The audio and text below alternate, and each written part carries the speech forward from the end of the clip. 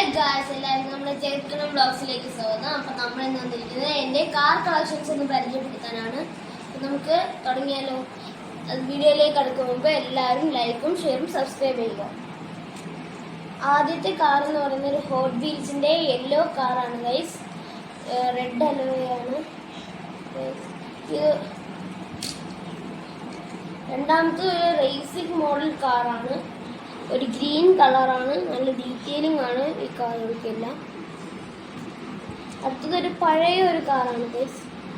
പണ്ട് കാലഘട്ടങ്ങളിൽ ഉണ്ടായിരുന്ന ഈ കാറാണ്. ഒരു ഓറഞ്ചും ബ്ലാക്കും കൂടെയാണ് ഈ കാർ വരുന്നത്.